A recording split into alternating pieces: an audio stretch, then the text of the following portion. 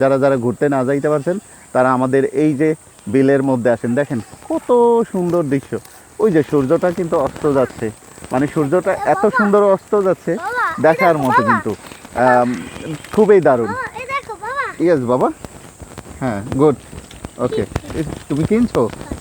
আচ্ছা, এই যে আমার এই একটা বড় ছেলে, এই ছোট ছেলে, বাবা হ্যালো বলো, হাই, এদিকে তাকাও, আবার বলো হাই, এদিকে আইমান বলো হ্যালো, এই যে হ্যালো হাই, আমরা কিন্তু হ্যালো, এই যে আমরা বাই বাই ঘুরতে আসছি, দেখছেন এই হলো আমাদের এখানে ঘোরার তো আমাদের দেখেন দৃশ্যটা, এই যে দেখেন সূর্যটা কত দারুণ, অসাম না?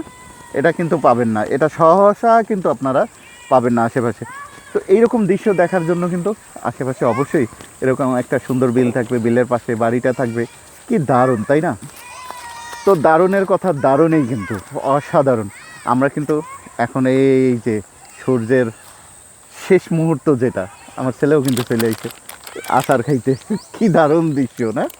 তো আসলে আজকের দিনটা কিন্তু খুবই একটু আনন্দ উৎসবের দিনটায় যদি একটু বৃষ্টি থাকে সেটা কিন্তু আসলে আর ভালো লাগে না। তো ভালো না লাগলে আর কিছু করার নাই, এর মধ্যেই চলতে হবে। আল্লাহর রহমত, বৃষ্টি হলো আল্লাহর রহমত, আর রহমতের নিয়ে কোনো কথাই নাই। তাই রহমতটা আমরা উপভোগ করলাম বাসার ভিতরে বসে।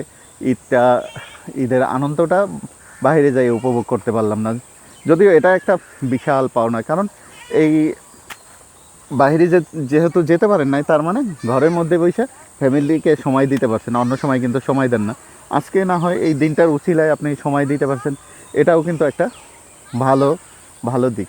তো সবাই ভালো থাকেন, ঈদ সবার আনন্দে কাটুক এবং সুন্দর কাটুক। যদিও গত 10 দিনে কিন্তু প্রিভিয়াস রমজানের শেষ 10 দিনে বাড়ি যাওয়ার জন্য যত লোক আসলে মৃত্যুবরণ করলো, তার মধ্যে লঞ্চের যে মর্মান্তিক এবং বিয়ে বাড়ির যে বিয়ের গাড়ির যে 13 জন, খুবই হৃদয় বিদারক ঘটনা। তো সবাই ভালো থাকেন, সুস্থ থাকেন, আল্লাহ হাফেজ।